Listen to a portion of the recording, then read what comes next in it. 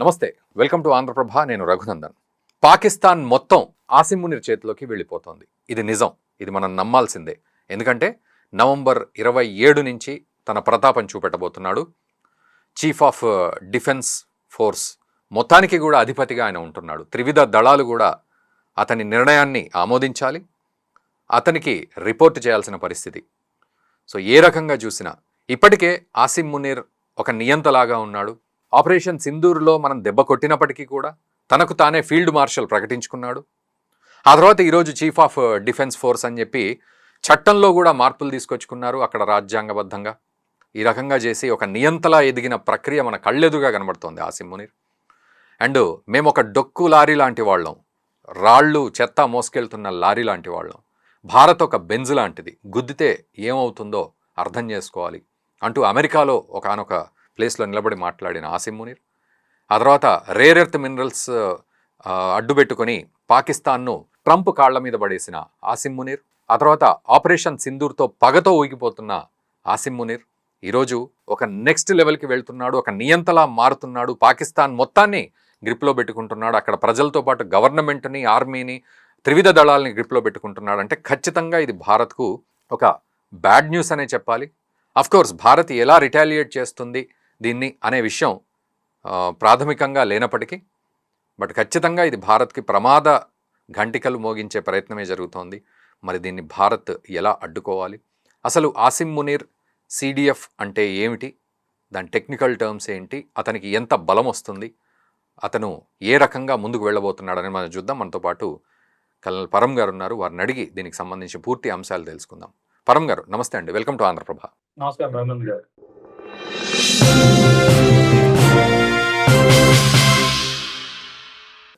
Sir, Asim Munir చేతిలోకి పాకిస్తాన్ వెళ్ళిపోతోంది అనే ఈ లైను కొంచెం అది ఎట్లా అర్థం చేసుకోవాలి, దాన్ని ఎట్లా సింప్లిఫై చేయాలంటారు?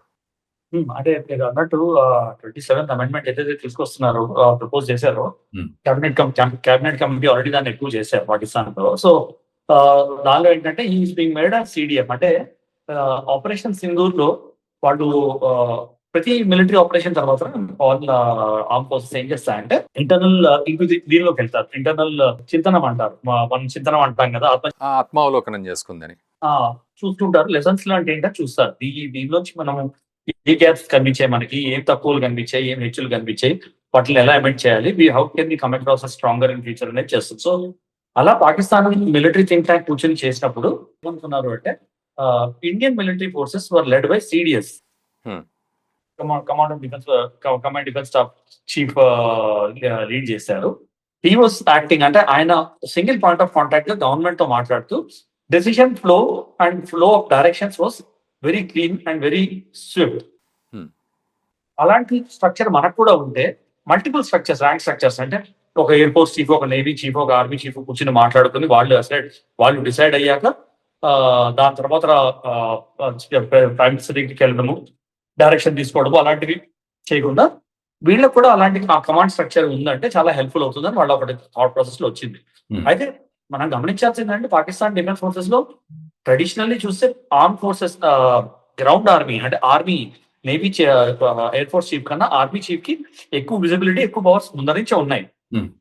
ఎటొచ్చి ఏమైందంటే ఈ సవరణతో ఏమవుతుందంటే అఫీషియల్ గా ఎవరైతే మిలిటరీ చీఫ్ ఉన్నారో ఆయనని సిడిఎఫ్ అండ్ ఆయన త్రూ గవర్నమెంట్ కోఆర్డినేషన్ కానీ, గవర్నమెంటల్ డైరెక్షన్స్ కానీ, directions regarding conflict and operations to all the forces, అన్ని ఫోర్సెస్ కి డైరెక్షన్స్ ఆయన త్రూ వెళ్తాయి, ఆయన డిసైడ్ చేస్తారు, ఆయన కాల్ తీసుకుంటారు, ఒక సవరణ చేస్తున్నారు. సో అది మిలిటరీలీ అట్లా తీసుకోవచ్చు. కానీ కాన్సిక్వెన్సెస్ గురించి మనం మాట్లాడము అంటే 5-6 క్లియర్ కాన్సిక్వెన్సెస్ ఉన్నాయి. అంటే లీగల్ కాన్స్టిట్యూషనల్ ఇంప్లికేషన్స్ అనేది ఏంటంటే ఎక్స్పోర్ట్స్ ఇంకా మాట్లాడతారు, చేస్తారు.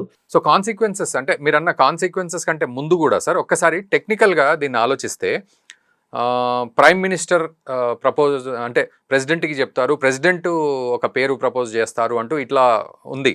సో నేను దాని గురించి ఆలోచించినా కూడా సో కొంత ఒక క్లారిటీ కావాల్సి వస్తుంది. అంటే ఇతను త్రివిధ దళాలని కూడా తన గుత్తాధిపత్యంలో పెట్టుకోవడమేనా ఈ చీఫ్ ఆఫ్ డిఫెన్స్ ఫోర్స్ అంటే? ఎట్లా అర్థం చేసుకోవాలి అది కామన్ మ్యాన్ యాంగిల్లో? లేదండి. అంటే మనము వాళ్ళ పాకిస్తానీ పర్స్పెక్టివ్ నుంచి కాకపోయినా మనం ఇండియన్ పర్స్పెక్టివ్ నుంచి మనం ఆలోచించామంటే this is clearly to hand over currently this is clearly to hand over. ఒకటేంటంటే ఆపరేషన్ సింధూర్ అయినాక ఆయనకి ఫీల్డ్ మార్షల్ అన్న ఒక ఉపాధిని డిక్లేర్ చేసింది గవర్నమెంట్.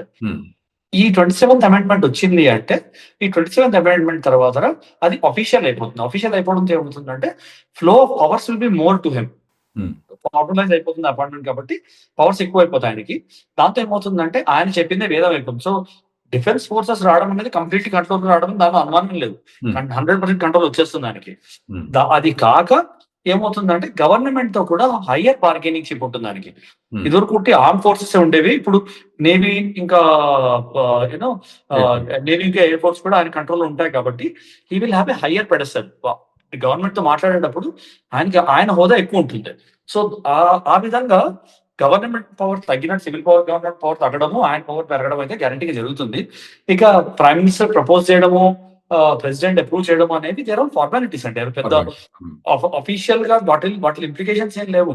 ఒకవేళ ఒప్పేసుకున్నారు క్యాబినెట్ అప్రూవ్ చేసింది అంటే ప్రైమ్ మినిస్టర్ ప్రపోజ్ చేయడానికి ప్రెసిడెంట్ అప్రూవ్ చేయడానికి ఫ్లిప్ సైడ్ అంటే లేదు, వాళ్ళు చెయ్యాలి, తప్పదు, వాళ్ళు చెయ్యాలి, ఆయన అవ్వాల్సిందే. ఇంకా అది అవన్నీ ఇంకా ఫార్మాలిటీస్ అయిపోతాయి. సో ఇక్కడ ఇది ఈక్వల్ టు అంటే ఇప్పుడు మనం పాకిస్తాన్ యాంగిల్లో కనుక చూస్తే ఈక్వల్ టు ప్రైమ్ మినిస్టర్ అవుతుందా, ఒక రకంగా ప్రైమ్ మినిస్టర్ కంటే కూడా ఎక్కువగా ఈ నిర్ణయాలు తీసుకునే అధికారం ఉంటుందని అర్థం చేసుకోవాలి? కాన్స్టిట్యూషనల్లీ చూస్తే ప్రైమ్ మినిస్టర్ ఎక్కువ ఉంటారండి, కానీ పాకిస్తాన్ లో ఎప్పుడు ప్రైమ్ మినిస్టర్ ఎక్కువ లేరు. ప్రైమ్ మినిస్టర్ ఎప్పుడు తీసుకోవడం అయ్యారు. సో ఆ తరుణంలో చూస్తే ప్రైమ్ మినిస్టర్ స్టేటస్ ఆల్రెడీ తక్కువ పాకిస్తాన్ లో, ఇప్పుడు ఇంకా తక్కువ, ఇంకా తగ్గిపోయింది. ఇంకా తగ్గిపోయింది. ఎందుకంటే ఆయన పవర్ఫుల్ అయిపోయాడు. ఎవరైతే ఒకటి ఫీల్డ్ మార్షల్ ఉపాధి, 2 CDF. ఇక ఆయన పవర్ లిమిట్లెస్ అన్నమాట. ఆయన చెప్పింది జరగాలి. ఇక ప్రైమ్ మినిస్టర్ చెప్పింది జరగకపోయినా ఆయన చెప్పింది జరగాలి. అదే పాకిస్తాన్ హిస్టరీలో అవుతూ వచ్చింది, ఎప్పటి నుంచో, ఏళ్ల నుంచి అదే అవుతూ వచ్చింది. సో ఇప్పుడు ఇంకా స్ట్రాంగ్ గా అది ఆయనకి ఇష్టం వచ్చినట్టు బిహేవ్ చేయొచ్చు అనమాట ఆయన ఇప్పుడు ఇంకా. సో ఇప్పుడు ఫీల్డ్ మార్షల్ అన్నారు కదా సార్, అది ఒక టైటిల్ మాత్రమేనా, ఒక ర్యాంక్ అనుకోవాలా, ఎట్లా అర్థం చేసుకోవాలి ఈ ఫీల్డ్ మార్షల్ని? ఫీల్డ్ మార్షల్ కూడా ర్యాంక్ అండి, అందరికీ రాదు. యాక్చువల్ గా ఫీల్డ్ మార్షల్ అనేది ఇట్స్ అన్ ఇన్సల్ట్. ఆయనకి ఇవ్వడం అనేది ఒక అవమానం ఆ ఫీల్డ్ మార్షల్ అనే ఉపాధి. ఎందుకంటే చాలా ఘోరంగా దెబ్బతింది పాకిస్తాన్. ఏదో మేము గెలిచామని డబ్బు కొట్టుకోవడానికి, ప్రపంచానికి అబద్ధం చెప్పడానికి ఆయన ఫీల్డ్ మార్షల్ ఆయనకి ఇచ్చుకున్నాడు. Field marshal ఇచ్చుకున్నాడు.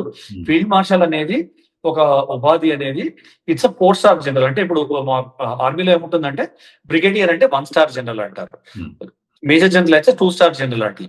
దాని తర్వాత లెఫ్టినెంట్ జనరల్ అంటే చీఫ్ అయిపోతారు. వాళ్ళు 3 స్టార్ జనరల్స్ ఉంటారు. వీళ్ళైతే 4 స్టార్ జనరల్స్ అవుతారు ఫీల్డ్ మార్షల్స్ అయితే. సో వాళ్ళ స్టేటస్, వాళ్ళ హక్కులు, వాళ్ళ ప్రివిలేజెస్ డిఫరెంట్ ఉంటాయి. So it is not just a formality. ఇప్పటిదాకా ఫార్మాలిటీ.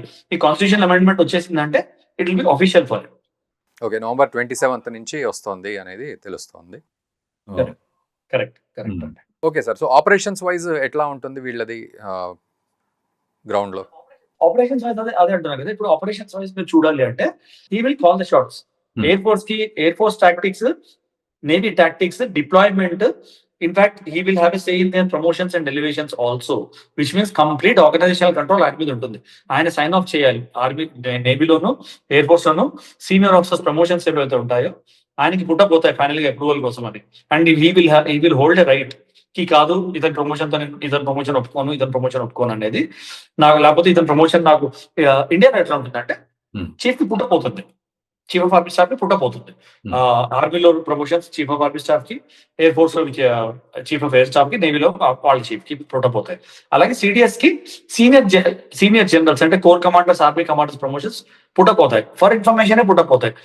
దానిలో చీఫ్స్ వాళ్ళకి కావాల్సిన ఇన్ఫర్మేషన్ ఏమైనా కావాలంటే ఈయన మెరిట్ ఏంటి, ఈయన ఎట్లా కన్సిడర్ చేశారు, ఈయన ఎట్లా రాలేదు అని, అంటే ఈయన బదులు ఈయన వచ్చారు, ఈయనకి ఆపర్చునిటీ ఇవ్వలేదు, మీరు ఈయన సెలెక్ట్ చేసుకోలేదు, ఏంటి సెలక్షన్ క్రైటీరియా ఏంటి, ఏం కన్సిడర్ చేశారు, మెరిట్ ఏంటి అని ఆయన చూడొచ్చు, అడగచ్చు. చీఫ్ ఆఫ్ ఆర్మీ స్టాఫ్ కి, CDS కి ఆ హక్కు ఉంటుంది.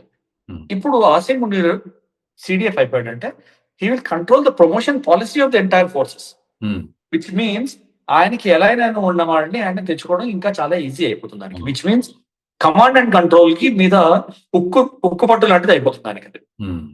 సో ఇప్పుడు మీరు అన్న కాన్సిక్వెన్సెస్ కి వస్తే ఎలా ఉండబోతోంది మనం భారత్ తరఫు నుంచి ఆలోచించినప్పుడు?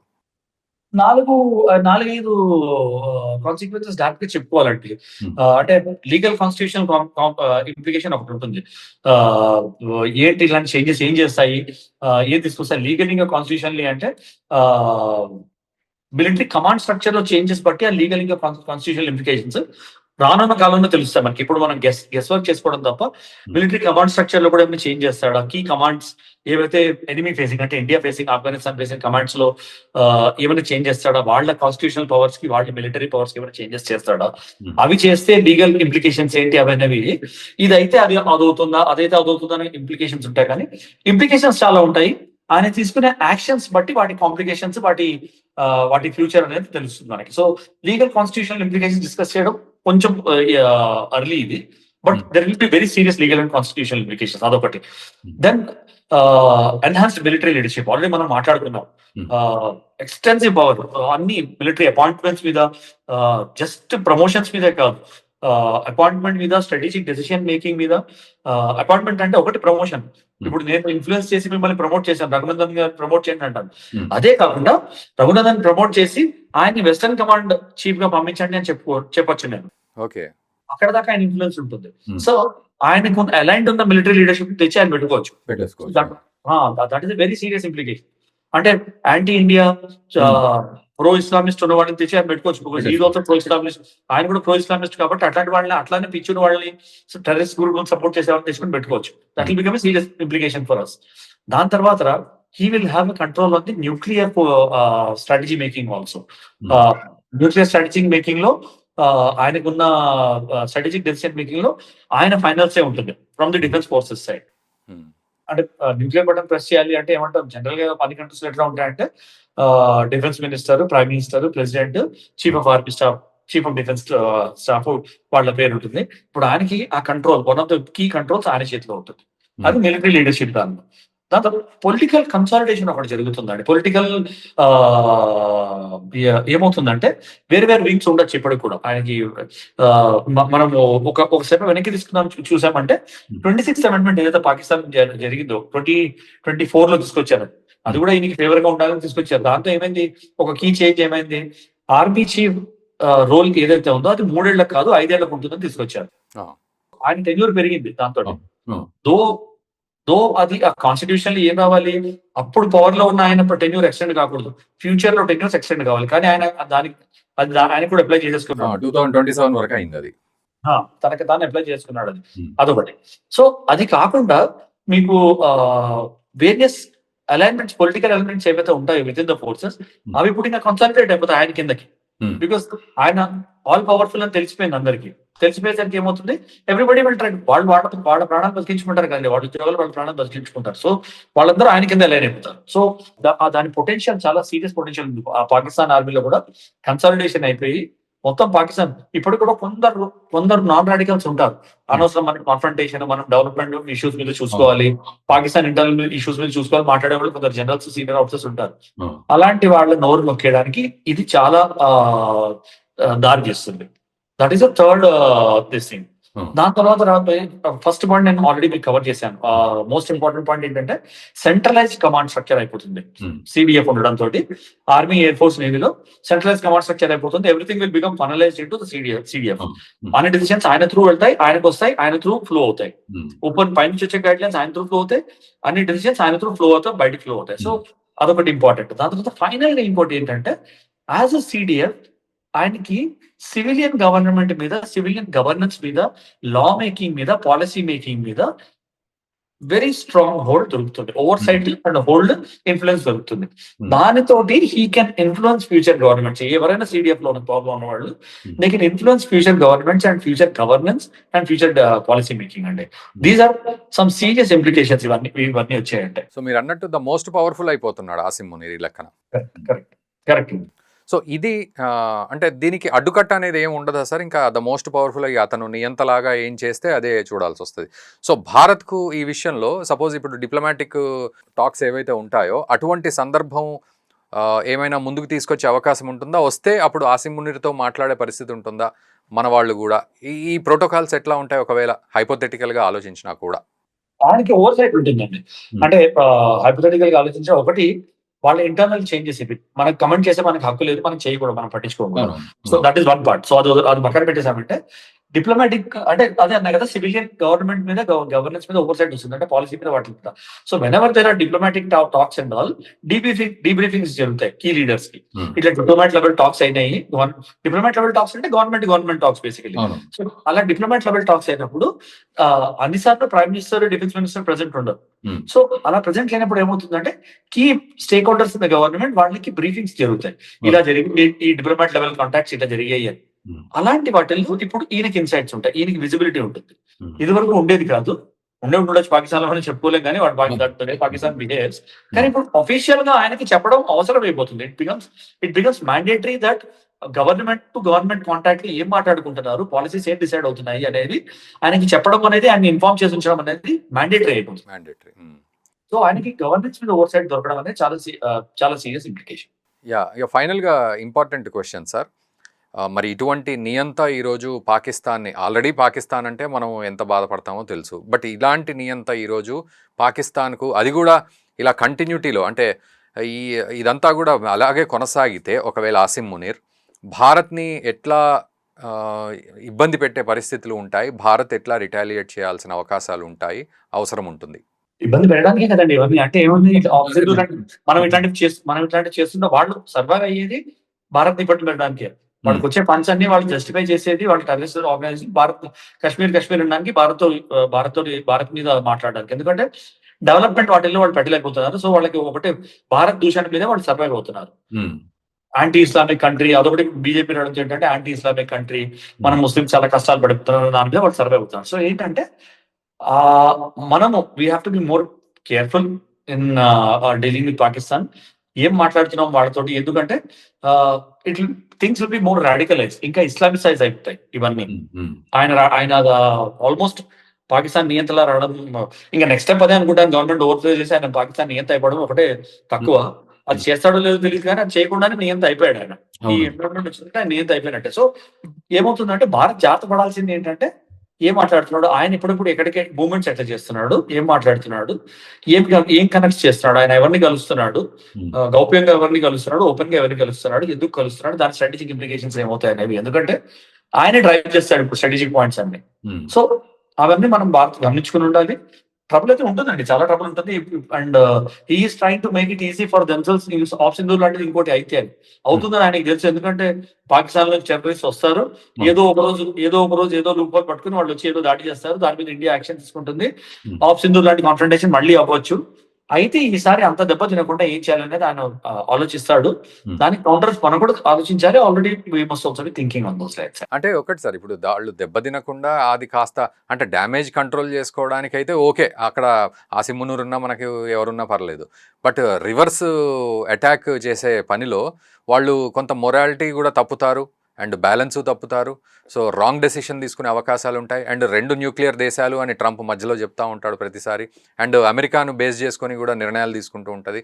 సో ఇదంతా ఒక నిజానికి భారత్కు ఇదంతా కొంత కష్టమైన పరిస్థితి ఏమైనా క్రియేట్ చేసే అవకాశం, ఆ పాసిబిలిటీసే ఉంటాయా అనుకోవాలా ఇంకా మరి? అవి న్యాచురల్ గా ఉంటాయండి. ఆయన అయినా అవ్వకపోయినా కూడా అవి న్యాచురల్ గా ఉంటాయి. అండ్ న్యూక్లియర్ దేశాలు అంటే ఆ న్యూక్లియర్ బ్లఫ్ ని మనం ఆల్రెడీ ఆప్షన్ లో కాల్ ఆఫ్ చేసాం. అంటే మీరు న్యూక్లియర్ భయపడితే మేము భయపడమని క్లియర్ గా మెసేజ్ ఇచ్చేసాం.